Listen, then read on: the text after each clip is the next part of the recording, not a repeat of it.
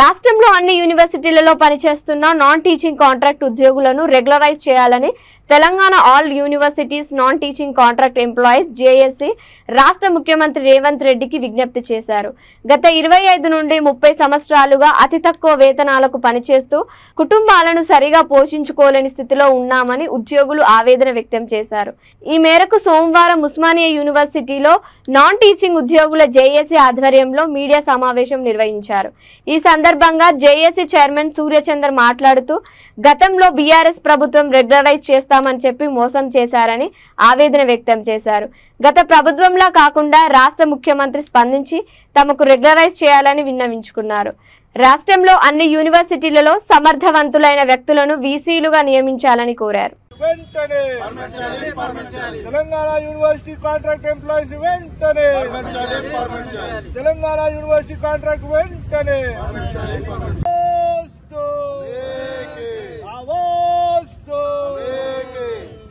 All university contract employees వెంటనే తెలంగాణ స్వయం ప్రతిపత్తి గల మన యూనివర్సిటీ ఇది మనం నియమించుకోవచ్చు.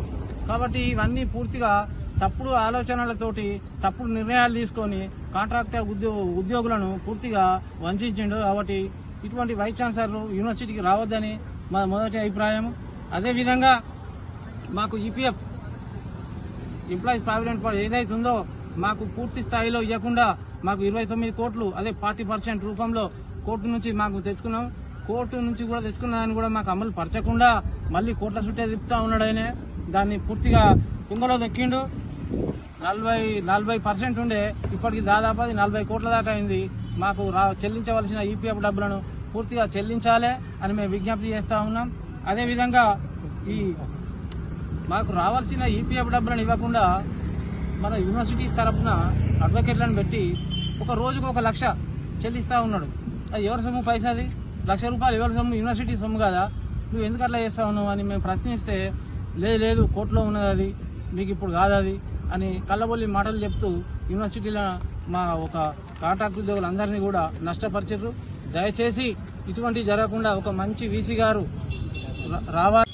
రాష్ట్ర విశ్వవిద్యాలయాల్లో పనిచేస్తున్నటువంటి కాంట్రాక్ట్ ఉద్యోగుల అందరినీ కూడా రెగ్యులరైజ్ చేయాలని మన గౌరవ ముఖ్యమంత్రి రేవంత్ రెడ్డి గారికి విజ్ఞప్తి చేస్తున్నాం. ఎందుకంటే గత ప్రభుత్వం 10 సంవత్సరాల నుంచి కాంట్రాక్ట్ ఉద్యోగులను రెగ్యులర్ చేస్తామని చెప్తూనే మరి మోసం చేసింది. మరి మా కాంట్రాక్ట్ ఉద్యోగులలో కూడా చాలామంది చనిపోయినరు, వాళ్ళు రోడ్డున పడ్డరు. ఎందుకంటే ఇక్కడ ఉన్నటువంటి వైస్ ఛాన్సలర్స్ పూర్తిగా నాన్ టీచింగ్ కాంట్రాక్ట్ ఉద్యోగులకు వ్యతిరేకంగా ఉన్నారు. వాళ్ళు మాకు వచ్చినటువంటి ప్రయోజనాలను కూడా వాళ్ళు మొత్తం కాలరాయడం జరుగుతూ ఉన్నది. రాష్ట్ర ప్రభుత్వం ఏదైతే 30% పిఆర్సీ రూపంలో నాన్ టీచింగ్ కాంట్రాక్ట్ ఉద్యోగులకు అమలు చేయాలని ఇస్తే అది కూడా మేము తేవడం జరిగింది. దాన్ని కూడా ఇక్కడ మన గౌరవ వైస్ ఛాన్సలర్ గారు తొక్కిపడేశాడు, కాలరాసిండు దాన్ని దుర్మార్గంగా. అదేవిధంగా మాకు గత ప్రభుత్వంలో గత వైస్ ఛాన్సలర్స్ మాకు సత్యనారాయణ సార్ గారు ఒక ₹1,500 ఏటా ఒక ₹1,500 పెంచే విధంగా భవిష్యత్తును దృష్టిలో ఉంచుకొని మాకు ఒక ₹1,500 పెంచిండు. ఏటా మీకు ఇది పెరుగుతుంది, మీకు ఎవరు ఏది చేయకుండా